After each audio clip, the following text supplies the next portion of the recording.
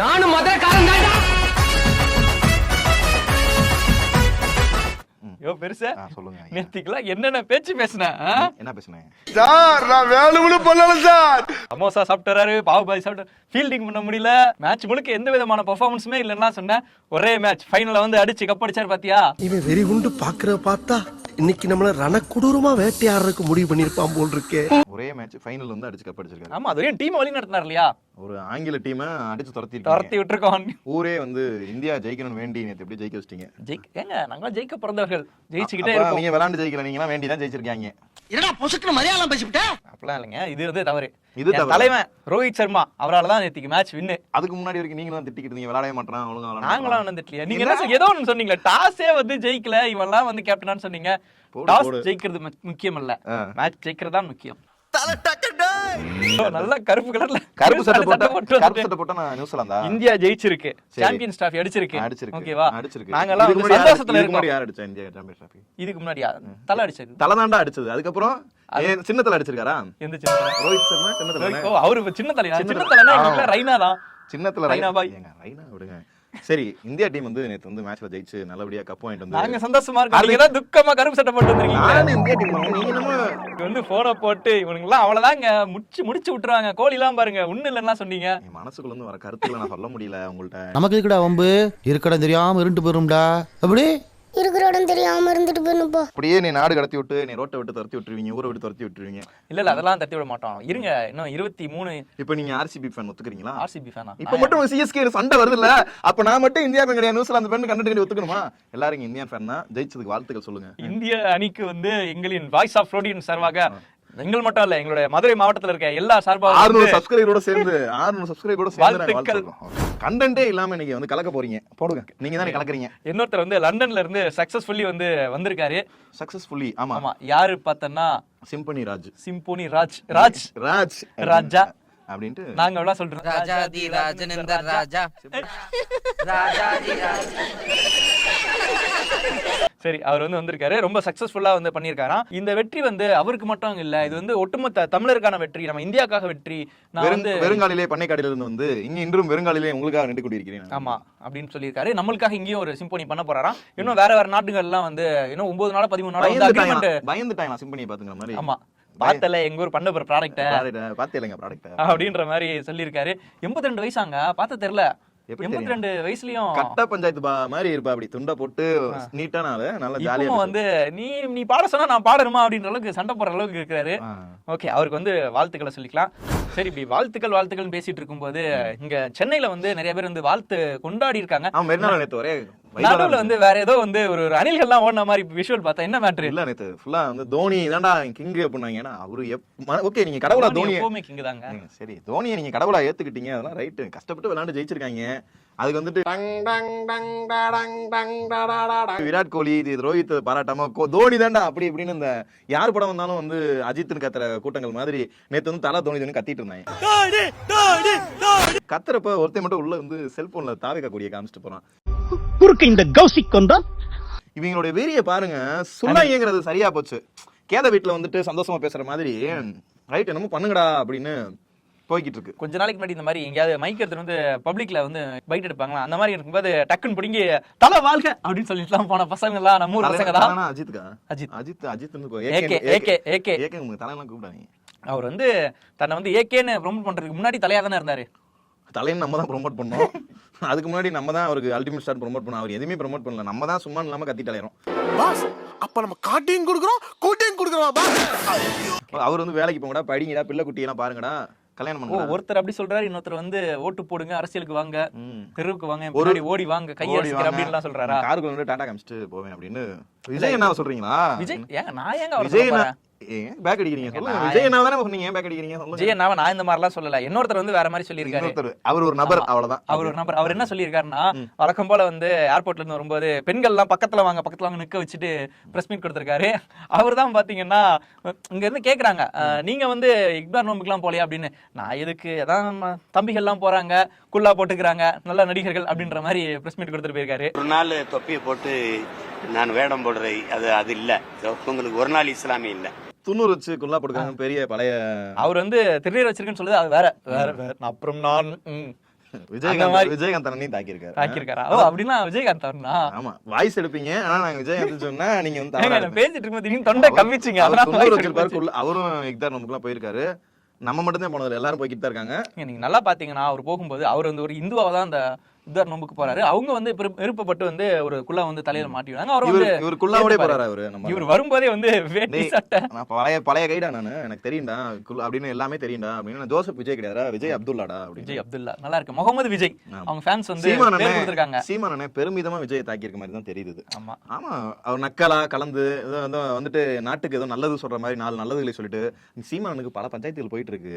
இங்க முக்தர் போய் விஜயலட்சுமி அவங்க வீட்டுக்கு போய் சீமான் ஏமாத்தினதெல்லாம் கேட்டுக்கிட்டு இருக்காரு. எழுவாய பூக்களையே எரடுத்தும் பார்க்கலையே கலைத்தாயின் வாரிசு கூட அப்படி பண்ணாரு. கலைத்தாய் நான் என்னமா பண்ண? சரி ரைட். நம்ம டீம்ல கலைத்தாயின் மூத்த மகன்றானே. நான் சொன்னேன் கலைத்தாயின் மூத்த மகன் நல்லா பாடுறான். அது மாதிரி அவர் போய் கேட்டு பஞ்சாயத்து ஓடிக்கிட்டு இருக்கு. இங்க இப்படி கேஸ் போட்டு இருக்காங்க, 7 வருஷம் உள்ள போறோமா என்னன்னே அண்ணனுக்கு தெரியல. அவங்க வாபஸ் வாங்குறாங்களா ஒண்ணுமே அண்ணனுக்கு தெரியல. அவங்கதான் வந்து சாஃப்ட் காரன் எடுத்துட்டாங்களே. நீ வந்து போடா எங்க மாமான்னு சொல்லிட்டாங்க. மறுபடியும் போய் நேத்து வரையும் வந்து டேய் சீமான் அப்படின்னு சொல்லிட்டு இருந்தாங்க. இப்ப வந்து மாமா அப்படின்ற அளவுக்கு பேசிட்டாங்க. இருந்தாலும் தப்பா பேசினாருன்னா அவங்க அங்க இருந்து சவுண்ட போடுவாங்க. ஒரு வீடியோ கால் தான். நீங்க மேடையை போட்டு மைக்க போட்டு பேசுறதெல்லாம் அங்க ஒரே ஒரு ஸ்கைப்ல எங்க அக்கா வந்து பேசி முடிச்சு விட்டு போய்கிட்டே இருப்பாங்க. இதெல்லாம் இந்த மாதிரி போயிட்டு இருக்க விழுப்புரத்துல வந்து ஒரு மீட்டிங் ஒண்ணு தாவேகா சார்பா ஜக ஜக ஜகன்னு ஜக ஜக ஜக ஜகன்னு அந்த கொடி எவ்வளவு ஸ்கொயர் ஃபீட் தெரியுமா? 60 ஸ்கொயர் ஃபீட் அப்படின்ட்டு. அப்படியா? ஜக ஜக 60 ஸ்கொயர் ஃபீட்டுக்கு ஒரு கொடியா? இல்ல அந்த இதுக்கு அப்பங்க தாவேகா மாநாடப்ப இது ஃபேமஸ் இல்லங்க. அப்படி ஜக போறது ஃபேமஸ் இல்லையா? அந்த மாவட்டத்துல பாத்தீங்கன்னா அந்த மாவட்ட செயலாளர் வந்து ஒரு மீட்டிங் வச்சிருக்காரு. ஏற்கனவே வந்து அந்த மாவட்ட செயலர் போட்டிக்கு வந்து இன்னொருத்தரம் போட்டிட்டு இருக்காரு. அவரை வந்து இக்னோர் பண்ணிட்டு தான் வந்து இக்னோர் நெகட்டிவிட்டி என்ன நெகட்டிவிட்டிஸ் இக்னோர் பண்ணுங்க. லவர்ஸ் மீம் பாத்துட்டு இருந்தீங்களா? சீட்டு கொடுக்கலன்னு சொல்லுங்க. என்ன அங்கேதான் சீட்டு கொடுக்கல. இங்க உங்களுக்கு அரசியல் அறிவு ஞானம் இருக்கா? மேடைக்கு மேடை போய் நாங்க பதவி கொடுக்க மாட்டோம் சொல்றீங்களா? எங்க தமிழ்நாட்டு அரசியலை பத்தி பேசுறீங்களா? ஏன்னா நீங்க தமிழ்நாடு இருந்தா நீங்க தமிழ்நாட்டு அரசியல் பத்தி. பாண்டிச்சேரியில இருந்து நான் கவுன்சிலரா இருக்குள்ள நான் 3500 ஓட்டு, இந்த மிஞ்சி கூட நீங்க 6000 ஓட்டு ஒரு தொகுதியில வந்து எலெக்ஷன்ல நின்னீங்க. உங்களுக்கு என்ன அரசியல் அறிவு ஞானம் இருக்கு சொல்லுங்க. ஒருத்தருக்கு வந்து சீட்டு கொடுத்துருக்காங்க, சீட் கொடுக்கல. அவர் வந்து நான் என் வெயிட்ட காட்டுறேங்க அப்படின்றதுக்காக வரவேற்புக்கு வந்து எழுந்து காமிச்சாரு. காலையில ஒரு ஜோக்கு சொன்னா திருச்சிட்டு டீயா சொல்லுவியா? ஜோக்கா சூப்பரா போடுவேன். மிக்சர் காமெடியை பூரா போடுவேன். இந்த நட்சத்திர டிவி காமெடி எல்லாம் வந்து வேணாம். சொல்லணும்லங்க. அவங்க பாக்குறவங்க இந்த மாதிரி காமெடி ரசிக்கிற பூமர் அங்கிள் இருப்பாங்க இல்லங்க. நீங்க பேசுங்க. சரி ஓகே, மதுரை ஜோக்லாம் போடுறீங்க. போடுங்க போடுங்க. நான் ப்ராப்பர்ட்டி ஜோக் போட்டேன். நீங்க எப்ப பாரு ஏதாவது சாக்லேட் வச்சு ப்ராப்பர்ட்டி அங்கிட்டு போய் விளையாடுங்கப்பா. ரைட், அதெல்லாம் நீங்க பலச கலப்பாதீங்க. Okay, come to the point. இந்த வெளியில நின்னர்ல அவர் வந்து அவரோட வெயிட்ட காட்டுறதுக்காக மறுபடியும் வெயிட் மிஷின்ல தூக்கிட்டு வரல. வழிநடுங்களே வந்து புஷி ஆனந்த் வர்றதுக்காக வந்து பேனர், கொடி, ட்ரம்ஸ் எல்லாம் வச்சு அவர் ஒரு செட்டப் வச்சிருக்காரு. இதெல்லாம் நான் தான் பண்ணேன் அமைப்பு அப்படின்னு காட்டுறதுக்கு. நம்ம தலைவன் வந்து ஒரு புல்லட்ல பின்னாடி உட்கார்ந்து நிஜமாவே ரெண்டாவது வீட்டுக்காரமா வீட்டுக்கு போற மாதிரி 2 வீலரில் வந்து பின்னாடி யாருக்குமே தெரியாம வெளிய பிடிச்சிட்டு வந்து சைடுல போயிட்டு உள்ள போயிட்டாரா. ஏன்னா உனக்காண்டி தடபுடலா ஃபங்க்ஷன் வச்சிருக்கேன், ஃபங்க்ஷன் அட்டெண்ட் பண்ணாம இப்படி வந்து திருடங்க மாதிரி இப்படி தெரியாம வெளியே போறீங்களேடா அப்படின்னு ஒருத்தன் வந்து குமரி இருக்கான். அவரும் இதுக்கு மேல இன்னொருத்தர் இருப்பார்ல, அவரும் வந்து இந்த மாதிரி தான் பல செய்திகள் வந்து சைலண்டா செய்வாரு, யாருக்கும் தெரியாம. ஒரு தடவை மண்டபத்தில் துரத்துனாங்க, தவி வச்சு ஓடினாரு. சரி ஓகே, தாவேக்காக்கு வாழ்த்துக்கள். தாவேக்கால வந்து பல பூசல்கள் போயிட்டு இருக்கு. அதுல அந்த மாதிரி சொல்றான், புஷி ஆனந்த் மாதிரி ஒரு மொக்க தலைவரை நீங்க வச்சுக்கிறதுக்கு, பொது செயலரை வச்சுக்கிறதுக்கு நீங்க நல்ல செயலரை வச்சு நல்லபடியான கட்சி நடத்துங்க. மக்களாகிய நாங்கள் ஓட்டு போட தயாரா இருக்கோம். யாரா தயாரா இருக்கு? நாங்களும் தயாரா இல்ல என்ன சொல்ல முடியுமா? குழப்பிக்கிட்டே இருப்போம். இப்ப யார் தலைவர் தளபதி உங்களுக்கு புரியுதா? தளபதி அதாவது இப்படி ஒருத்தர் இருப்பாரு. யாரு தளபதி? தளபதினாலே அது விஜய். தளபதினாலே அது விஜய். என்னடி வாய்ஸ் இது? விஜய்வா? சரி ரைட், ஓகே ப்ரோ, இந்த நியூஸ் முடிச்சுக்கலாம். டேய் நல்லா இருங்கடா, தேவையில்லாம உழப்ப வேணாம் ப்ரோ. நம்ம வந்து லோக்கல் பாலிடிக்ஸ் எல்லாம் விட்டுட்டு நேஷனல் பாலிடிக்ஸ் போலாம் அப்படின்னு சொல்லிட்டு NDTVல நம்ம CNN, ND, BBCல நம்ம பேசுங்க. Of course. நான் யாருன்னு தெரியுமா சார்? Voice of ரோடியன்ஸ். ஏங்க அவங்க வையிராங்க, வீட்டெல்லாம் வையிராங்க. Okay, come to the point. அங்க வந்து இன்னைக்கு தான் வந்து இந்த வருஷத்துடைய 2வது கட்ட பார்லிமென்ட் கூட்டத்தொடர் வந்து நடந்திருக்கு. கூட்டத்தொடரா? ஓகே. ஆமா, இங்க இருக்கக்கூடிய அதாவது தமிழ்நாட்டுல இருக்கக்கூடிய ஒரு MP வந்து அங்க கேள்வி எழுப்பியிருக்காங்க. என்ன அப்படின்னு பாத்தீங்கன்னா, நீங்க வந்து எங்க காசு என்ன நீங்க கொடுக்கவே இல்ல, அது என்ன ஸ்ரீ, அது PMCயா, அதுக்கு வந்து நீங்க ஃபண்ட் தரணும். 4 பேர் சொல்றாங்க, 6ங்கறாங்க, PMCங்கறாங்க. என்ன எலவனே என்ன புரியல. நீங்க வந்து இப்போ நீங்க 10 நிமிஷமா ஏதோ சொன்னீங்களே, அதெல்லாம் என்னன்னே தெரியாதால் சார். நீங்க வந்து மொழி திணிக்கிறதுன்னு பார்த்தா அது தனிப்பட்ட விஷயம். இது வந்து PMCக்கு ஃபண்ட் கொடுக்கன்றது நீங்க கொடுத்து தான் ஆகணும். இது வந்து உங்களுடைய கடமை. இதை வந்து கொடுக்காம பிளாக்மெயில் பண்றது சரியில்லை அப்படின்னு பேசும்போது, படிப்பதற்கு பணம் தர மாட்டேங்கிறாங்க. இவ்வளவுதான் பாயிண்ட். பணத்தை நிப்பாட்டி வச்சுட்டு இந்த கொள்கையை ஏத்துக்க பணம் தரேங்கிறாங்க. ஆன்லைன் இவ்வளவுதான். இவங்க லாஜிக் எப்படி இருக்குதுன்னா, கல்வி வந்து கான்கரண்ட் லிஸ்ட்ல இருக்குது, ஓகேவா? அது வந்து தனி. இதுக்கும் அதையும் நீங்க வந்து சம்மந்தப்படுத்தி கூட மாநிலங்களுடைய உரிமையில இருக்குது, நீங்க இதுக்கு ஏன் காசு தர மாட்டேன்னு சொல்றீங்க அப்படின்ற மாதிரி இங்க இருக்க ஒரு அதுக்கு அவர் என்ன பண்ணிருக்காரு அப்படின்னா, யார் அங்க இருக்கக்கூடிய ஒன்றிய கல்வி அமைச்சர் வந்து அவர் பேர் என்ன, தன்வேந்திர பிரசாத்தா, தன்வீர் சிங் ஏதோ பிரசாத்தோ. ஆனா பார்த்தா இங்க லோக்கலா வந்து ஏதோ டீச்சர், ஸ்கூல் டீச்சர் மாதிரி தான் இருக்காரு. ஒடிசா தான். இல்ல நம்ம இங்க தான். ஒடிசா தான். ரைட். ஓகே, ஒடிசா தான். ஜாலியா இருப்பாரு. ஓகே, சொல்லுங்க. ஒடிசாவின் பாஜக ஏதோ ஒண்ணு அவர் என்ன சொல்லியிருக்காருன்னா, தமிழகத்தை சார்ந்தவங்க எல்லாம் வந்து நாகரிகம் இல்லாதவங்க அப்படின்றாங்க சொல்லிட்டாங்க. நாங்க சட்டை கழிச்சு தலையறோம் போய் இவ்வளவு பேர் இதுல குளிக்கிறோம். எனக்கு புரியல, யாரு நாகரிகம்? நீங்க என்ன ஒரு ட்ரெயின்ல உங்களால ஒழுங்கா போக முடியல, எங்க போனாலும் வந்து HTTP வைக்கிறீங்க. ஏன் நீங்க இருக்க பாராளுமன்றத்திலேயே வந்து என்ட்ரன்ஸ்ல முதற்கொண்டு HTTP வச்சிருக்காங்க. தமிழ்நாட்டை தாண்டிட்டா இந்த பஸ்ல எல்லாம் தம் அடிச்சுட்டு இருக்காங்க தலைவா. பஸ்ல உட்கார்ந்து சரக்கு போட்டுருக்காங்க, தம் அடிச்சுட்டு இருக்காங்க. கண்டக்டர் டிரைவர் ரஜினிகாந்த் தான் தம் அடிச்சு தான் கூட்டி வந்தாங்க. அங்க பார்த்து ஸ்டைலா தம் அடிச்சு தான் கூட்டி வந்தாங்க. அது மாதிரி என்ன பண்ணிட்டு இருக்காங்க தலைவா. தமிழ்நாட்டுல வாழ்ந்தவங்க, தமிழ்நாடு கேரளா ஓரளவுக்கு தலைவனையே இழுக்கிறீங்களா உள்ள. தமிழ்நாடும் கேரளாவும் தான் ஓரளவுக்கு பரவாயில்லாமையா இருக்காங்க, ஓரளவுக்கு டீசெண்டா இருப்பாங்க. நீங்க பொது இடங்கள்ல நீட்டா இருப்பாங்க.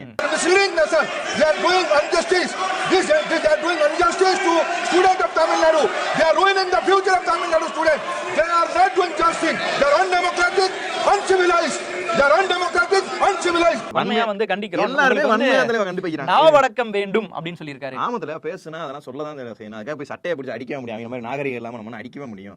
வன்மையா கண்டிக்கிறோம்டா, நீ பேசுறது தப்புடா, ஒழுங்காருடா. கூடவே அவர் இன்னொரு விஷயம் சொல்லியிருக்காரு. போன வருஷம் மார்ச் 15 வந்து உங்களுடைய மினிஸ்டர் வந்து சீஃப் மினிஸ்டர் வந்து கையெழுத்து போட வந்தாரு.